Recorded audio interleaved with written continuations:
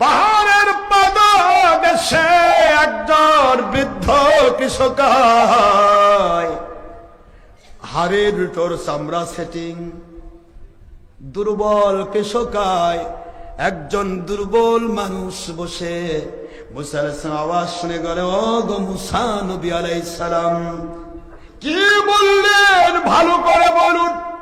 বলে, আমার মালিক চেয়েছেন মানুষের গোশত। বলে, এসো মুসা, আপনি আমার সামনে এসে যান, আমি আমার মালিকের মহব্বতে শরীরের সব গোশত দিয়ে দিতে চাই। একটু জোরে বলুন সুবহানাল্লাহ। এই জন্য আমরা প্রথমে শুরু করছি, দেখি একটু পড়ি সূরা ফাতিহা। বিসমিল্লাহির রহমানির রহিম, আলহামদুলিল্লাহি রাব্বিল আলামিন। আলহামদু এই শব্দ দিয়ে আজকের আলোচনা শুরু। আলহামদুলিল্লাহ বলে আমরা আলোচনা শুরু করলাম। রাজি আছেন তো নাকি? আলহামদুর ভিতরে কি রয়েছে? আপনি কোরআন শরীফ যখনই পড়বেন, বাবারা সুযোগ পাইলে কোরআন পড়বেন, সুযোগ পাইলে কোরআন পড়বেন। প্রতিদিন কমপক্ষে এক পাতা কোরআন শরীফ পড়ুন। কমের পক্ষে কোরআন শরীফ পড়লে কি হয়? আল্লাহর সাথে বান্দার গল্প হয়। জোরে বলেন কি হয়? বান্দা বলল আলহামদু, সকল প্রশংসা। মুহূর্তের ভিতরে মালিকের আওয়াজ হয়, লিমানিল হামদু ইয়া আব্দি, আয় আমার বান্দা কার প্রশংসা করছ, কার প্রশংসা করছ? বান্দা পড়ে ফেলল লিল্লাহ,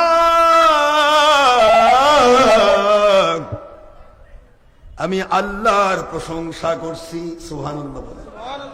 আল্লাহ কি খুশি। আল্লাহ বলেন, তোমার আল্লাহটা কে? তোমার আল্লাহর কি গুণ?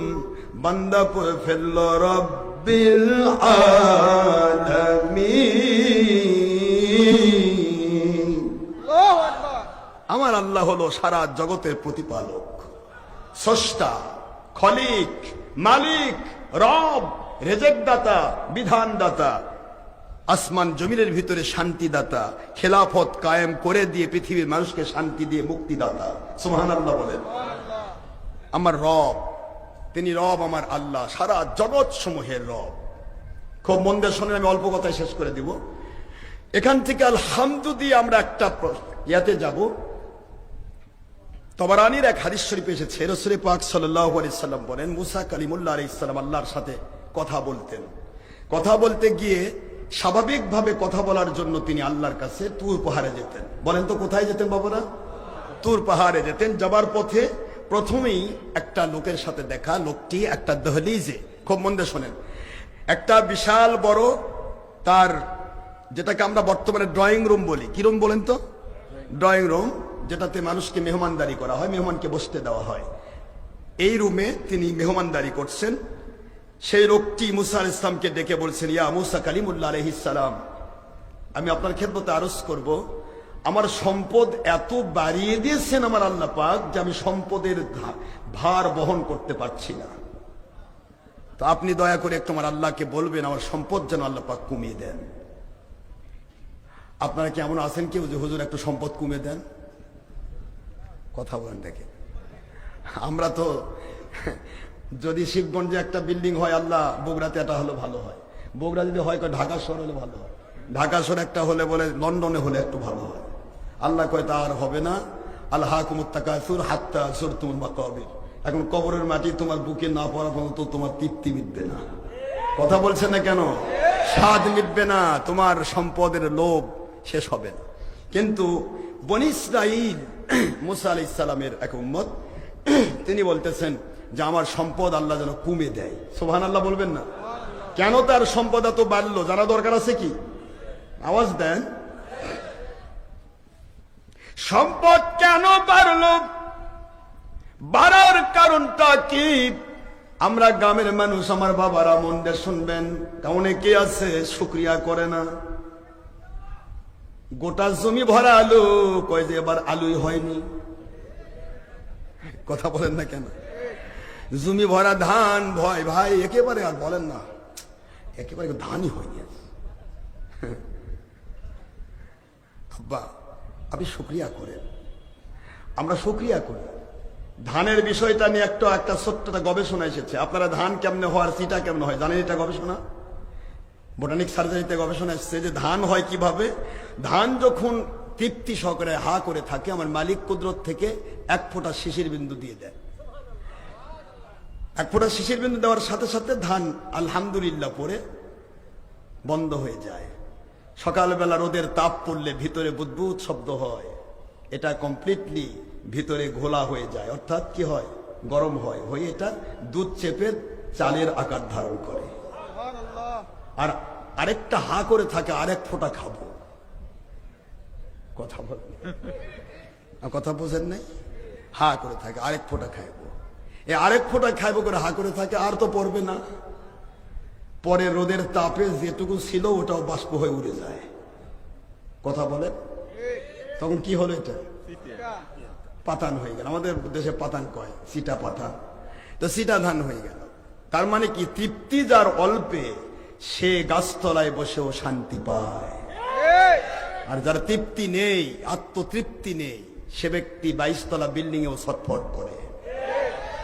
আমি আপনাদের খেদমতে আরজ করছি, আমরা আজকে যত রকমের কাজ করছি সবকিছুই শুধুমাত্র আমাদের আত্মতৃপ্তি না থাকার কারণে। মন দিয়ে শুনবেন, শেষ করে দিব। আত্মতৃপ্তিটা একটা আলাদা জিনিস, এখানেই বুঝতে পারবেন দুইটি কন্ডিশন। মুসা আলাইহিস সালাম বলে, ঠিক আছে আমি তোমার কথা বলবো। সময় তো বেশি লাগে না, আল্লাহর সাথে কথা বলতে সময় বেশি লাগে। যাচ্ছেন রাস্তার পাশে বালির বাঁধ, বালির স্তূপ, স্তূপকে নিজের ইজ্জত ঢেকে নিয়ে একজন মহিলা বলে, মহিলা শুধু মুখটা খোলা, ও মুসা কালিমুল্লাহ আলাইহিস সালাম, আমি আল্লাহর বান্দি, আমার শরীরে পোশাক পর্যন্ত নাই, আমি বালুকার স্তূপ দিয়ে আমার শরীর ঢেকে রেখেছি।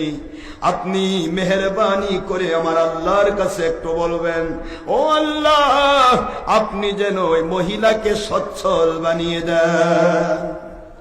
একই জায়গায় একজন সম্পদ কমাতে বলে, আরেকজন আপনার মন খারাপ করে বসে আছে, আওয়াজ না দিতে দেবো, আওয়াজ শুনবেন না। আমি তো শুরু করতেছি কেবল, কিচ্ছা কাহিনী বলা অভ্যাস আমার নাই, কিন্তু মূল কথা হলো আমাদের কিছু শিক্ষার দরকার আছে না নাই?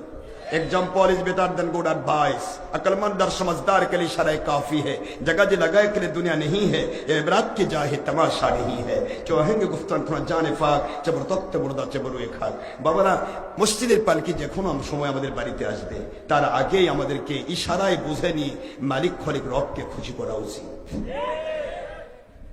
বেশি কথা বলতে হয় না, জ্ঞানীর জন্য অল্পই যথেষ্ট, বেশি কথা বলতে হয় না। আমি সত্য করে আপনাদেরকে একটি কথা বলতে চাচ্ছি, সূরা ফাতিহার আলহামদু থেকে নিয়ে এসেছি। কষ্ট হচ্ছে আপনাদের?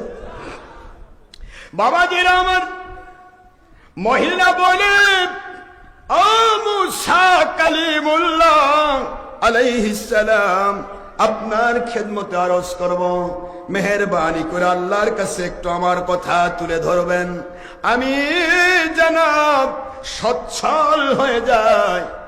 মুসা আলাইহিস সালাম বলেন, ঠিক আছে বলবো।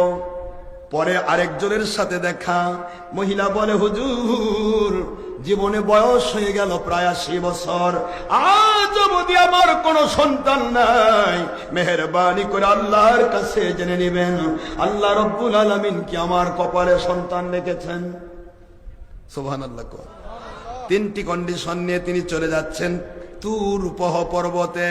কোহে তুরে যাচ্ছেন মুসা আলাইহিস সালাম, তুর পাহাড়ে উঠতে যাবেন, আমার আল্লাহ বলেন, ইয়া মুসা, ও আমার মুসা, আপনি তো মুসা আলাইহিস সালাম উঠতেছেন এমন এক তুরে, কুহে তুরে, যেই জায়গাতে আপনার রবের কুদরতি নূর বিরাজ করছে। فخلعنا عليك يا موسى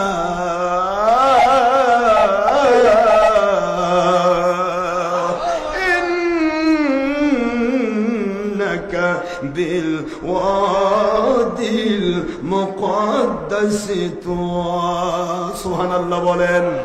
মুসা আলাইহিস সালামকে আল্লাহ বলেন, মুসা ও কালিমুল্লাহ আলাইহিস সালাম, এই মুহূর্তে আপনি আপনার পায়ের জুতা মুবারক খুলে ফেলুন।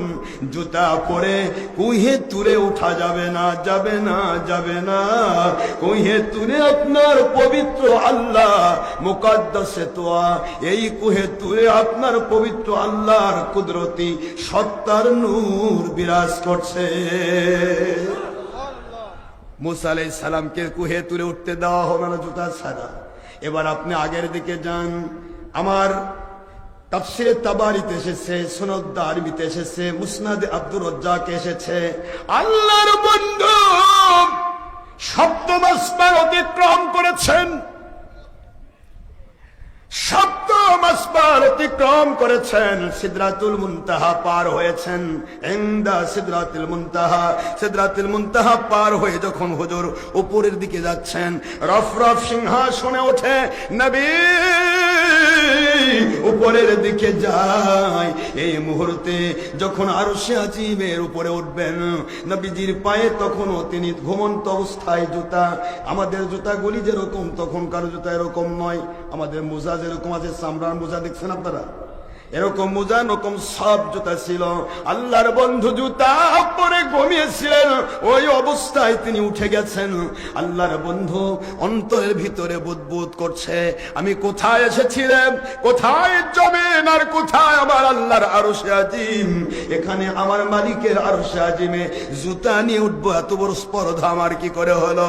আমি তো শুনেছি মুসা আলাইহিস সালাম দুনিয়ার তুর পাহাড়ে জুতা নিয়ে উঠতে পারেন নাই।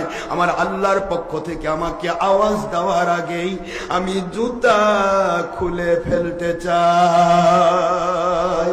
আল্লাহর বন্ধু জুতা খুলে ফেলবেন, এই মুহূর্তে মালিকের আওয়াজ আসে, বন্ধু ইয়া হাবিবি। মুসা কালিমুল্লাহ হলো ৭০,০০০ নবীর সরদার, আর আপনাকে বানাইছি আমি সকল নবীর সরদার। এটা জোরে বলতে হবে। কুল ইন্নী রাসূলুল্লাহি ইলাইকুম জামিআ। এটা জোরে বলতে হবে, সুবহানাল্লাহ। করুন আমার সাথে, কুল ইন্নী রাসূলুল্লাহি ইলাইকুম জামিআ।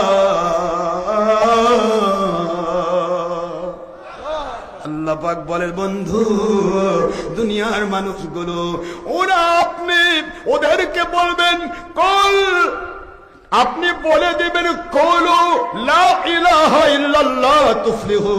আপনি তাওহীদের প্রচার করবেন, আর আমি আল্লাহ পাক রিসালাতের প্রচার করব। আরে সুবহানাল্লাহ বলে না জোরে। আপনি বলবেন তোমরা লা ইলাহা ইল্লাল্লাহ বলো, আল্লাহ ছাড়া কোনো মাবুদ নাই, আল্লাহ ছাড়া কোনো ইলাহ নাই, আল্লাহ ছাড়া কোনো আইনদাতা বিধানদাতা নাই, আল্লাহ ছাড়া কোনো মালিক খলেক রব নাই। ওই মালিক তিনি একমাত্র রব, এইটুকু পরিচয় আপনি দেন। কারণ ওরা তো আমার বাদ দিয়া ওরা বিভিন্ন প্রকার দেবদেবীর পূজা করে। কথা কন না কেন? দেবদেবীর পূজা নিয়ে ওরা ব্যস্ত। আপনি প্রচার করবেন আমি আল্লাহকে, আর আমি আল্লাহ বলে দিচ্ছি, যখনই আমাকে মেনে নিল তারা, আপনাকে মানানোর দায়িত্ব হলো আমার।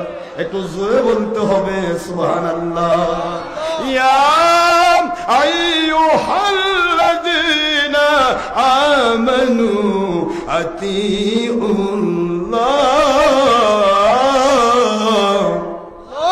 وأطيعوا الرسول وأولي الأمر منكم.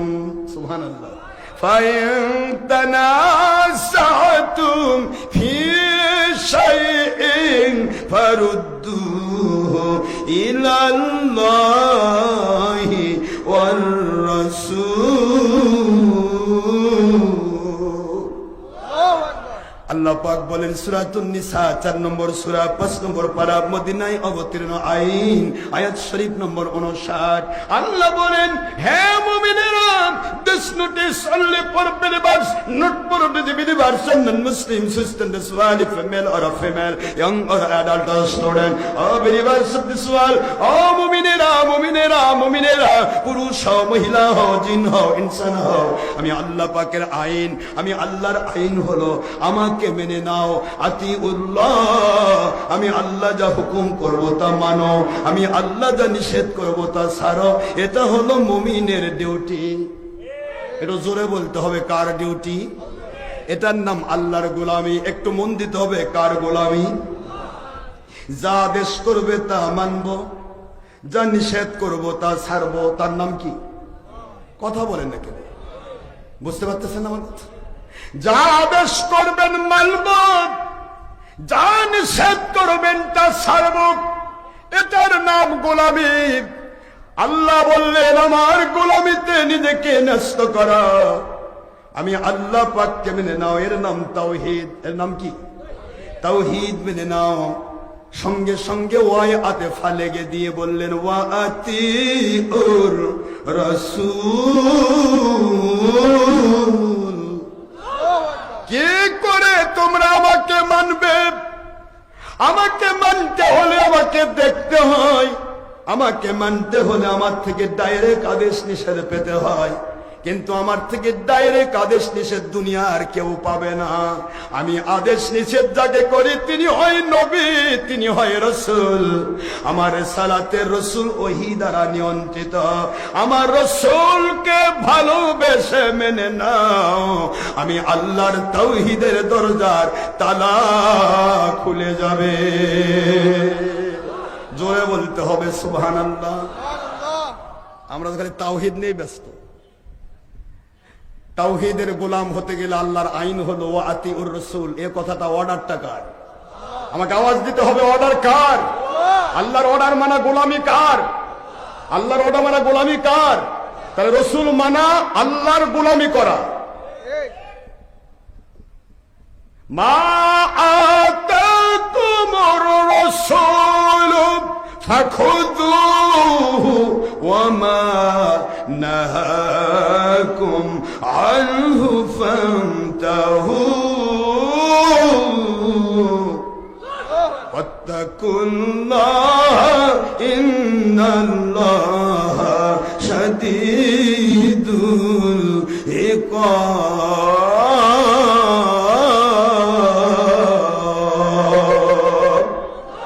কোরআন শরীফে সূরাতুল হাশর 7 নম্বর আয়াত শরীফ 28 পারা আল্লাহ পাক বলেন আমার রাসূল যা আদেশ করেন তা মেনে নাও আমার রাসূল যা নিষেধ করেন তা ছেড়ে দাও কথা বলেন না কেন আমার রাসূল যা আদেশ করবেন তা মেনে নাও আমার রাসূল সাল্লাল্লাহু আলাইহি ওয়াসাল্লাম যা নিষেধ করেন তা ছেড়ে দাও এইটা আল্লাহর হুকুম এই জন্য রাসূলকে মানার ব্যাপারে যদি একটু এদিক সেদিক করো আত্তাকুল্লাহ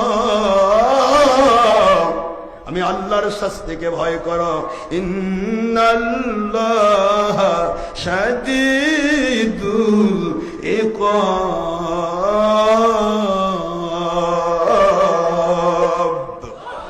আল্লাহ বলেন আমার কঠিন শাস্তি তোমাদেরকে পাকড়াও করবে আমার নবীকে নিজে চুচেরা করো তাহলে নবীজি যা আদেশ করবেন নবীজি পাক সাল্লাল্লাহু আলাইহি ওয়াসাল্লাম যা নিষেধ করবেন তা মেনে নেওয়া কার আদেশ তাহলে নবীর গোলামির অর্থ হলো আল্লাহর গোলামি কথা বলে না আওয়াজ দেন আমরা গোলাম আল্লাহর কিন্তু আল্লাহ যদি আদেশ করেন এদেশের শাসক মনে করেন রাষ্ট্রপতি বা বর্তমানে যিনি আছেন তিনি যদি আদেশ করেন এই এলাকার মধ্যে কোন উপদেষ্টাকে দায়িত্ব দেন তাহলে ওই উপদেষ্টাকে মানা মানে ওনার আদেশ মানা কথা বোঝেন নাই আমার আল্লাহ পাক আদেশ করেছেন আমার নবীকে মানো আমার নবী যা আদেশ করেন তা মানো আমার নবী যা নিষেধ করেন তা ছাড়ো এই ব্যাপারে শাস্তিরও ভয় দেখানো হলো অথচ আমরা বলতেছি শুধু তাওহীদ তাওহীদ গোলাম একমাত্র আল্লাহর আর কারো গোলামি হওয়া যাবে না তাহলে নবীর আদেশ মানা বলেন নবীর আদেশ মানলে হবে না বাবা বলতেছে, বাবা ছেলে তুমি কি করবে? বাবা আপনি যা আদেশ করবেন আমি তাই মানব। ঠিক আছে, আমি তো অফিসে গেলাম, তোমার আম্মা যা বলবে সেটাই আমার আদেশ। কথা বলেন না? তোমার আম্মা যা বলবে সেটাই আমার, তোমার আম্মা যা বলবে তুমি সেটা শুনবে, এটা আমার আদেশ। বাবা অফিসে গেছে, ছেলেকে মা বলতেছে বাবা একটু পেঁয়াজ নিয়ে আসো। কয় না আমার কথা তো তা না, আমি বাবার হুকুম মানবো, তোমার হুকুম তো মানবো না। কথা বলেন। তাহলে ছেলে কি বাবাকে মানলো? এটাও যা। যে ব্যক্তি বলে শুধু আল্লাহকে মানবো, রসুল মানবো না, রসুল মানবো অলি মানবো না, সেটাও তা। তবে মুসা আলাইহিস সালাম গেলেন, কথাবার্তা হয়ে গেল। এবার মুসা আলাইহিস সালাম বলতেছেন আল্লাহকে, আল্লাহ পাক ওই মানুষগুলি কি হবে? আল্লাহ বললেন, প্রথম যে মহিলার সাথে দেখা হয়েছে, লাস্টে যে মহিলার সাথে দেখা হলো, তাকে বলো তার কপালে আমি কোনো সন্তান লেখি নাই। সুবহানাল্লাহ। দ্বিতীয় নম্বর মহিলাকে বলো, সে ব্যক্তিকে যা সম্মান, যা কিছু আমি সম্পদ দিয়েছি, তার যেন সে যেন শুকরিয়া আদায় করে। তৃতীয় নম্বর ব্যক্তিকে বলো, সে শুকরিয়া এত করে, আলহামদুলিল্লাহ শব্দটা এত বলে যে আমি আল্লাহ পাক তার সম্পদ বাড়িয়ে দিতে থাকি। সে যদি সম্পদ কমাতে চায় তাহলে শুকরিয়া কমাতে হবে। কি কথা বুঝতেছেন? কথাগুলি শুনে মুসা কালিমুল্লাহ আলাইহিস সালাম তিনি ছুটে যাচ্ছেন। খেয়াল করেন বাবারা, কষ্ট হচ্ছে আপনাদের? তিনি ছুটে যাচ্ছেন ওই মানুষগুলোর কাছে। মহিলাকে বলা হলো, মহিলা তোমার সন্তান আমার আল্লাহ পাক তোমার কপালে লেখেন নাই, ভাগ্যের ভিতরে লেখেন নাই। দ্বিতীয় জন মহিলা তো আনন্দের সাথে গেলেন, ভাগ্যে যখন নাই আর কি হবে? মালিকের দয়া যদি হয়, আল্লাহ ইচ্ছা করলে ভাগ্য পরিবর্তন করতে পারেন কিনা? লা ইয়ারুদ্দু তাকদীরু ইল্লা বিদ্দুআ। অনেক দোয়া আছে যে দোয়ার মাধ্যমে মালিক খালিক রব তাকদীরও পরিবর্তন করে দেন। একটু জোরে সুবহানাল্লাহ বলেন। মহিলা বললেন, হুজুর আল্লাহ যখন সন্তান দেবেন না, কপালে নাই, তাহলে দরকার নাই, হয়তো এটা মঙ্গলজনক নয়। বাড়িতে চলে গেলেন। বাড়িতে যাওয়ার পর ঘরের ভিতরে ঢুকে কান্নাকাটি শুরু করেছেন, মালিক কপালে সন্তান নাই, আমার স্বামীকে তা আমার শাশুড়ি বিয়ে করাবে। মালিক যদি আপনি দয়া করেন, সন্তান যদি আপনি আমাকে দেন, আমার বাড়িতে সতীন আসবে না। সন্তান যদি না দেন, আমাকে কষ্ট পেতে হবে। বছরে একটা পাগল মালিক খালিক রব পাঠিয়ে দিলেন।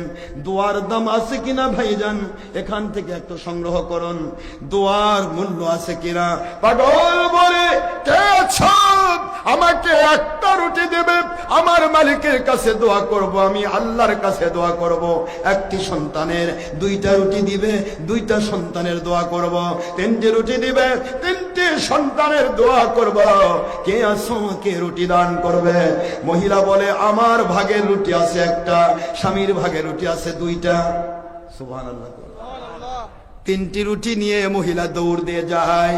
পাগলকে বলে, পাগল বাবাজি, সন্তান আমার কপালে মালিক লেখেন নাই।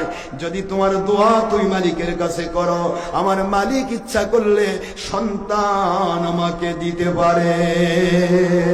যাও, তিনটি রুটি দিয়ে দিলাম।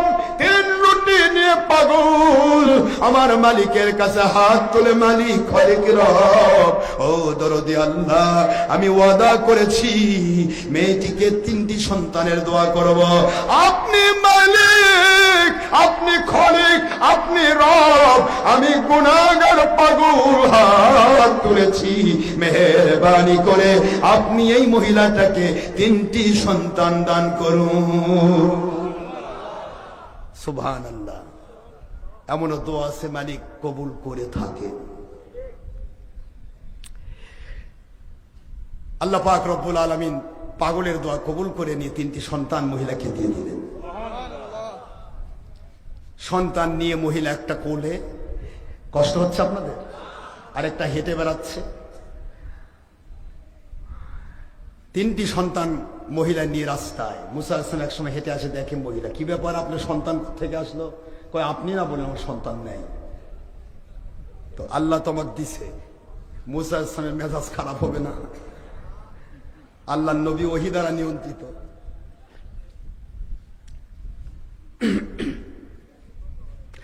মূসা আলাইহিস সালাম আল্লাহর কুদরতের কাছে হাত তোলে, মালিক খলিক রব, 70,000 নবীর সরদার বানিয়েছেন আমাকে, আপনি আমাকে জলিল কদর নবী উপাধি দিয়েছেন, আমাকে বললেন মহিলার সন্তান নাই, আজ দেখি তাকে 3টা সন্তান দিয়ে দিছেন। ব্যাপার কি আল্লাহ? বুঝলাম না, আপনার ওয়াদার তো খেলাফ হয় না। সুবহানাল্লাহ বলেন। আল্লাহ বলেন মূসা আলাইহিস সালাম এইটা কেন করেছি? যাও আমার জন্য একটা অর্ডার নিয়ে যাও, পুরো পাহাড়ি এলাকার ভিতর ঘোরা, মানুষকে বলে দাও আল্লাহ পাক একটু মানুষের গোশত চান। মনে কয় আল্লাহ খাবে, আল্লাহর খাওয়ার ঠেকা পাচ্ছে। আল্লাহ পাক মানুষের গোশত চান। কেসো মানুষ যাকে বলে পালিয়ে যায়, কিসের আবার গোশত দিবে? মুসা আসলাম পাগল হয়ে গেছে, মানুষের গোশত চায়। মুসা নবী পাগল হয়ে গেছে। নাউজুবিল্লাহ বলেন। আল্লাহ নবী পাগল হয়? ওহী দ্বারা নিয়ন্ত্রিত নবী বলতেছেন যাকে বলে সে তো গোশত। পাহাড়ের পাদদেশে একজন বৃদ্ধ কৃষক, হাড়ের তোর চামড়া সেটিং, দুর্বল কৃষকায় একজন দুর্বল মানুষ বসে মুসা আলাইহিস সালাম আওয়াজ শুনে গেল, ও গো মুসা নবী আলাইহিস সালাম কি বললেন? ভালো করে বলুন। বলে আমার মালিক চেয়েছেন মানুষের গোশত। বলে এসো মুসা, আপনি আমার সামনে এসে যান, আমি আমার মালিকের মহব্বতে শরীরের সব গোশত দিয়ে দিতে চাই। একটু জোরে বলুন সুবহানাল্লাহ। মুসা আলাইহিস সালাম বলেন, কও কি? কেউ গোশত দেয় না, তুমি গোশত দিবে? তোমার হাড়ে মাথা, তোমার শরীরে তো গোশতই নেই, কি গোশত দিবে তুমি? বলে গোশত যেখানে আছে সেখান থেকে দেব, টেনশন করবেন না। এবার চাকু নিয়ে হাত থেকে শেষে গোশত তোলে, যেখানে গোশত সেখান থেকে পুরো মাথা থেকে পা পর্যন্ত সব জায়গায় চাকু লেগে লেগে ছিলে ছিলে গোশত তৈ তৈ করে লোকটা মুসা নবী হাতে দিয়ে বলে, মুসা নবী আলাইহিস সালাম আল্লাহ তো বলেন নাই কোথাকার গোশত চান। আমার মনটা বলে আমি যদি কপালের গোশত দেই মালিক যদি খুশি না হয়, আমি যদি হাতের গোশত দেই মালিক যদি খুশি না হয়, এই জন্য গোটা শরীর থেকে তন্ন তন্ন করে খুঁজে খুঁজে গোশতগুলো কেটে কেটে আপনার হাতে দিয়ে দিলাম। যান আমার মালিককে দিয়ে দেন, আমার মালিক খুশি তো আমি খুশি হয়ে যাব। আলহামদুলিল্লাহি রাব্বিল আলামিন। সুখে দুঃখে সর্বাবস্থায় আমি মালিকের শুকরিয়া করতে চাই। আমার মালিকের ডাকে সাড়া দিয়ে শরীরের গোশত দিতে পেরেছি, এইটাই আমার বড় শুকরিয়ার বিষয়। আমার মালিকের ডাকে সাড়া দিয়ে দিতে পেরেছি, এটা তো আমার মালিকের দয়া। আমরা মালিকের গোলাম হতে পারবো, এটা তো মালিকের দয়া। আমাদের কি আছে বাবা? মালিকের গোলামি করতে পারবো, এটাই তো বড় পাওয়া। যাও মুসা নবী আলাইহিস সালাম দিয়ে দেন আমার মালিকের কাছে। মালিক খলিক রব আল্লাহর কাছে মুসা আলাইহিস সালাম আল্লাহ পাক কেবল মালিক এই তো গোশত পেয়েছি, কে দিল? বলে অমুক জায়গায় এক পাগল কোথা থেকে গোশত দিয়েছে। আল্লাহ জানে না? বলেন জানে কিনা? কোথা থেকে গোশত দিয়েছে তো পুরা শরীর থেকে। নবী মুসা কালিমুল্লাহ আলাইহিস সালাম আপনি বলুন বলুন বলুন, ওই ব্যক্তি গোটা এলাকার কোন মানুষ আপনাকে গোশত দিল না, আপনার শরীরে গোশত তাও আপনি দেওয়ার মতো আপনার কোন চিন্তায় মাথায় আসলো না, আমি চিন্তা মুক্ত করেছি। সুবহানাল্লাহ। এটা নবীর দোষ নয়, তার মনে মধ্যে চিন্তায় আসেনি যে আমিও তো মানুষ। আপনার শরীর মোবারকের গোশত দেওয়ার চিন্তাও হলো না, কারণ নবীরা ওহী দ্বারা নিয়ন্ত্রিত, আমি ওহী দিয়ে আপনাকে নিয়ন্ত্রণ করেছি, দিতে পারবেন না। কেউই যখন দিল না, একটা পাগল তার পুরা শরীরের গোশত নাই, তাও কেটে কেটে আমার কুদরতের সামনে তুলে ধরে। ওই পাগল যদি আমার কাছে কিছু চাই গো মূসা আলাইহিস সালাম, বলুন তো আমি না দিয়ে কি পারি? ওই পাগল দুই হাত তুলে আমার কাছে আবেদন করে, ওই মহিলাকে 3টি সন্তান দিয়ে দিতে হবে। পাগলকে ভালোবেসে, ওই অলিকে ভালোবেসে আমি আল্লাহ রব্বুল আলামিন দয়া করে ইহসান করে ওই মহিলার তাকদীরকে পরিবর্তন করে দিয়া, সন্তান ছিল না জায়গায়, সন্তান আমি পরিপূর্ণ 3টি সন্তানের ভাগীদার বানায় দিয়েছি। আলহামদুলিল্লাহি রাব্বিল আলামিন। শুকরিয়া সেই রবের, যে রব সারা জগতের প্রতিপালক, কাউকে সুখে রেখে খুশি, কাউকে দুঃখে রেখে খুশি, কাউকে গাছতলায় রেখে খুশি, কাউকে 22 তলায় রেখে খুশি, কাউকে চাকরি দিয়ে খুশি, কাউকে চাকরি না দিয়ে খুশি, কাউকে সন্তান দিয়ে খুশি, কাউকে সন্তান না দিয়ে খুশি, কাউকে সম্পদের মালিক বানিয়ে খুশি, কাউকে ভিক্ষুক বানিয়ে খুশি। ভালো মন্দ সর্বাবস্থায় যখন একজন মুসলমান আল্লাহর শুকরিয়া করে, আল্লাহ পাক বলেন ফেরেশতাদেরকে, দেখো এত অসুবিধা, তারপরে সে আমার শুকরিয়া বাদ দেয় না। যাও, যে অসুবিধাগুলি আছে এই শুকরিয়ার কারণে, আলহামদুলিল্লাহ বলার কারণে আমি তার জিন্দগির সব সমস্যাগুলির সমাধান দিয়ে দিলাম। বাবাজি আমার, আমরা তো শুকরিয়া করি না, শুধুমাত্র নিজেকে নিয়ে কামড়াকামড়ি করি, অন্যের কেন ভালো হলো, অন্যের কেন ভালো হলো। কথা বুঝতেছেন না? শুধু মানুষের ক্ষতি করার চেষ্টা। ওই একজন নাকি শবে বরাতের রাতে গেছে দোয়া করার জন্য, বন্ধুর কাছ থেকে চাইছে, বন্ধু তোমার সুন্দর পঙ্কিরাজ ঘোড়াটা আমাকে একটু দাও, আমি একটু ঘুরে আসি। বন্ধু বলে, ভাই পঙ্কিরাজ ঘোড়া দিতে পারবো না, বেড়ার জন্য নয়, এটা আল্লাহর রাস্তায় দাওয়াত দেওয়ার জন্য কিনছি, তুমি বেড়ানোর জন্য আমি দিব না, এই দিব না বলে ছেড়ে দিয়েছে। শবে বরাতের রাত থেকে দোয়া করতেছে, আল্লাহ বন্ধু আমাকে ঘোড়া দেয়নি, ঘোড়াটা যেন সকালে যেন খবর পায় ঘোড়া মরে গেছে। দেখছেন, দেয়নি দেখে ঘোড়া মরবে, এরকম স্বভাব আমাদের না? কেন আমার দিল না, কেন আমার দরকার? আমি আজকে এখানে আসছি, কোরআন হাদিস যদি খুলে খুলে গুলে গুলে আপনাদের খাওয়ায়, তবু আপনি যদি 22 নম্বর দল করেন, তাহলে আমি গেলে বলবেন ভণ্ড আসছিল, আজগুবি কথা কয়ে গেছে, ভণ্ডামি করে গেছে। আর যদি কোরআন হাদিসের কিছুই না বলে উল্টা পাল্টা কথা বলে চলে যায়, আপনার কোম্পানির পক্ষে বলে যায়, কালকে চায়ের দোকানে চা খাওয়ার হেরি গায়ে রে বসিরুদ্দি চা খা, কি সুন্দর এক, আরে প্রিন্সিপাল এত ভালো মানুষ, বলে কি সুন্দর এক বক্তা নিয়ে আসছিল। কি হয়েছে ভাই, এত খেপছেন কেন? কয় যে এমন বক্তা যে হক্কানি রব্বানি আলেম, আমাদের দলটা ভালো হয়ে গেছে। এই হলো আমাদের ইসলাম। আমাদের ইসলাম শুধু নিজেকে নিয়ে, আর আমার আল্লাহর ওলিদের ইসলাম হলো আল্লাহকে নিয়ে। বাবা আমার, কষ্ট নেবেন না, আমি কাউকে জুলুম করার অভ্যাস নেই, ভালো লাগলে নেবেন, না ভালো লাগলে আপনার কোম্পানিতে থাকেন। কিন্তু একটি কথা আমি বলবো, দয়া করে কোন সময় পূর্ববর্তী ইসলামের দুশ্মনী করবেন না, গোড়া কেটে যাবে।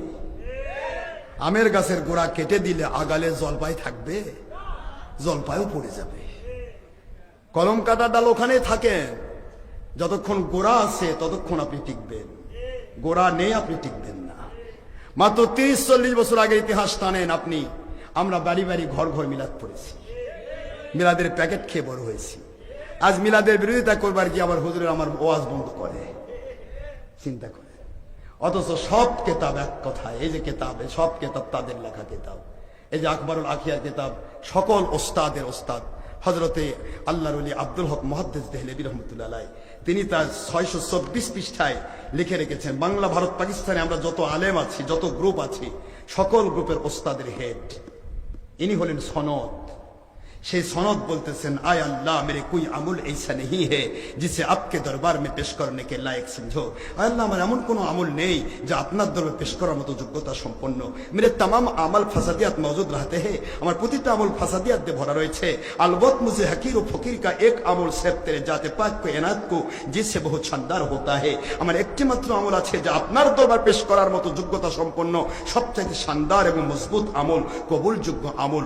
ও ये है कि ওই আমল এইটা कि मजलिस से मिलाद के मौके, मजलिस से सिरात नहीं, मजलिस से सिरातिन नबी नहीं, मजलिस से मिलादुन नबी, मजलिस से मिलाद के मौके मैं अब्दुल हक मुहद्दिस देहलवी खारा होकर सलाम पढ़ता हूँ।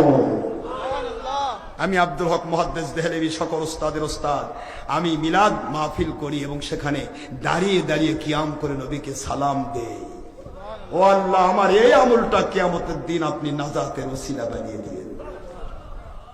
এখন আমার গোড়া যদি কয় মিলাদ কিয়াম, আর মাথায় এসে যদি সিরাত, মাথায় এসে যদি কই মিলাদ নাই, তাহলে বোঝা যাবে গোড়া ঠিকই আছে, মাথার থেকে আসল ডালটা কেটে ফেলে দিয়ে নকল কোন ডালের কলম কেটে লেগে দেওয়া হয়েছে। আমি তো কলম কাটা ডাল হতে চাই না, আমি গোড়া নিয়ে থাকতে চাই।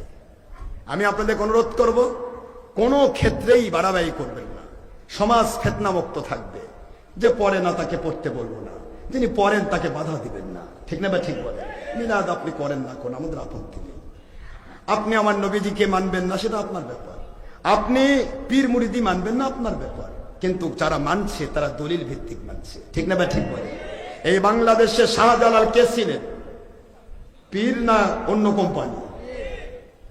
कबीले कबीले तब तक खुदा था, किसी का हुबुल था, किसी का सफा था, किसी का स्तर था, किसी का मुन था।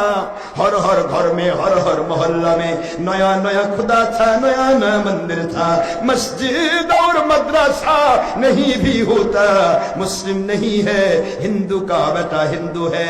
हर हर घर में हिंदू का बेटा हिंदू है। मस्जिद नहीं है तो मस्जिद नहीं है, तो मस्जिद के लिए इमामती करने के पर, खतीबगिरी करने के पर मास मास महीने कमाई नहीं है। मदरसा नहीं है, मदरसा के लिए मुदरिसगिरी करने के पर, मुफ्तीगिरी करने के पर, मास मास मोहतामिमगिरी करने के पर मास मास महीने कमाई नहीं है। मुस्लिम नहीं है दिस सब कॉन्टिनेंट, हिंदुस्तान कॉल्ड हिंदुस्तान। हिंदू का बेटा हिंदू है, मुहद्दिस नहीं है, मुफस्सिर नहीं है, शायक और मदानी नहीं है, डॉक्टर अशरफ सिद्दीकी नहीं है। हिंदू का बेटा हिंदू है, तो मुस्लिम नहीं है। वाज महफिल और तफसीरुल कुरान महफिल नहीं है।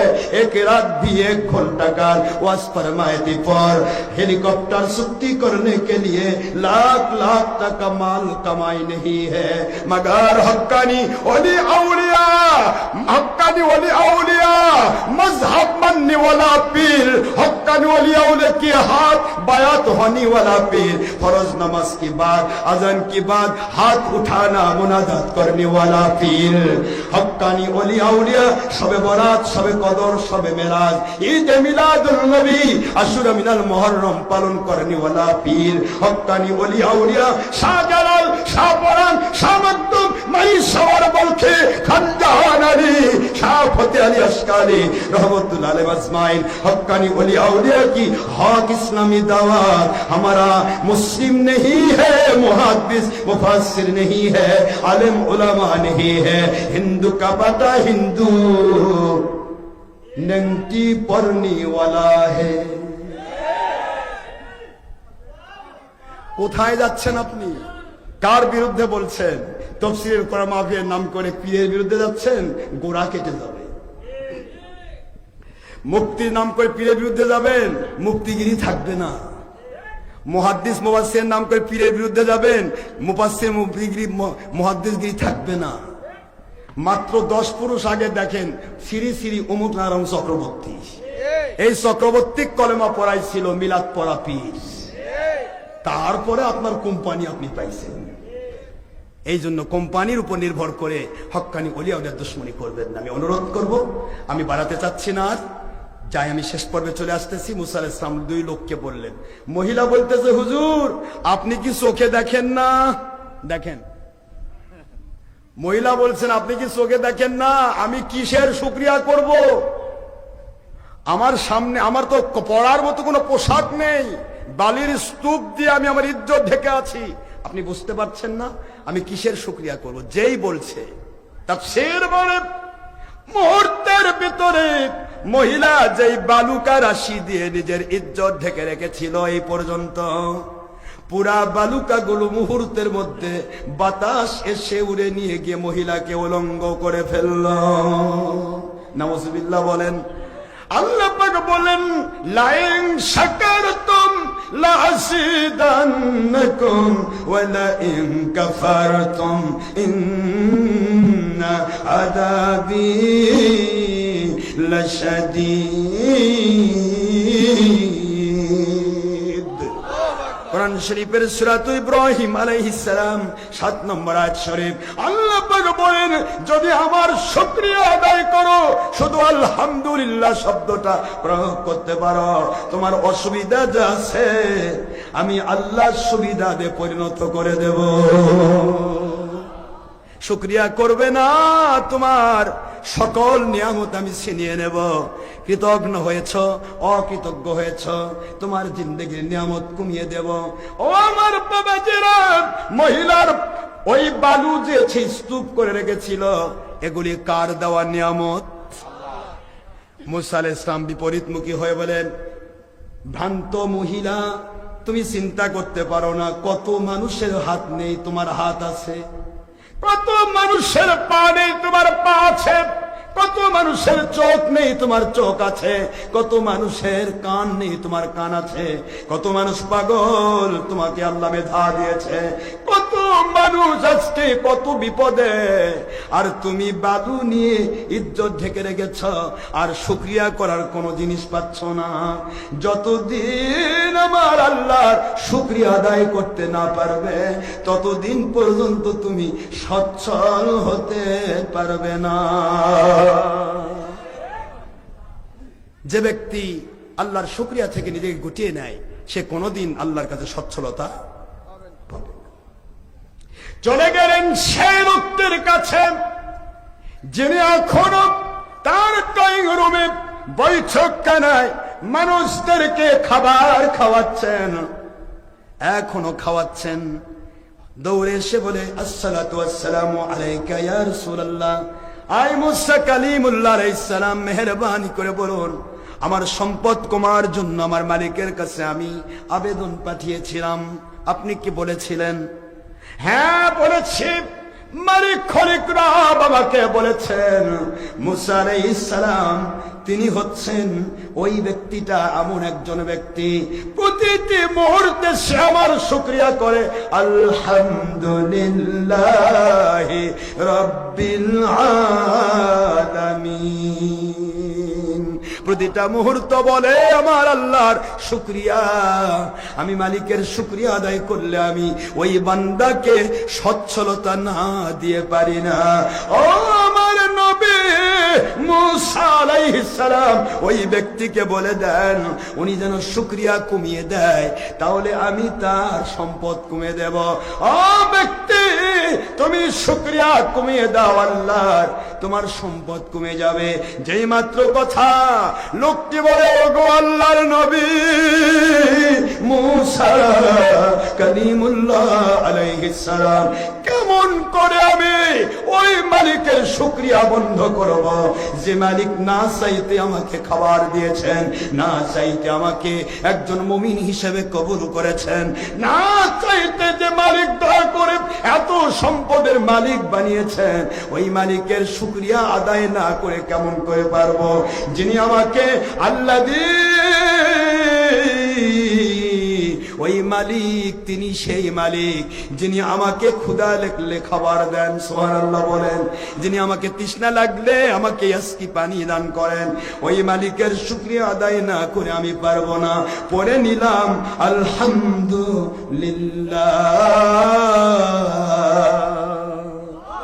যেই মাত্র আলহামদুলিল্লাহ পড়া, তার খাঞ্চা গলি ছিল বিভিন্ন রকমের, আপনারা ডালা বানান না, ডালার মতো অথবা সাধারণ কোন অ্যালুমিনিয়াম পুরা খাঞ্চাগুলি হলো সোনার পাত্র।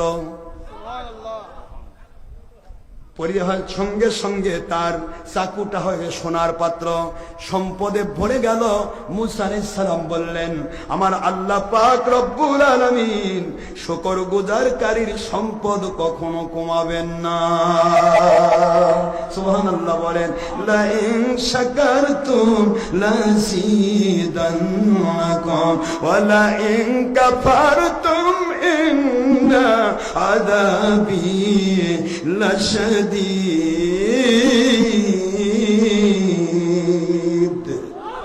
যদি তোমরা শুকরিয়া আদায় করো, আমি তোমাদের শুকরিয়ার জন্য তোমাদের নিয়ামত বাড়িয়ে দিব। আসুন আমরা শুকরিয়া করি, আমরা যেন অন্যের উপরে হিংসা না করি, পরস্তি কাতর যেন না হই। অন্যের শ্রী দেখে কাতর হওয়া এটা ভালো মানুষের লক্ষণ নয়।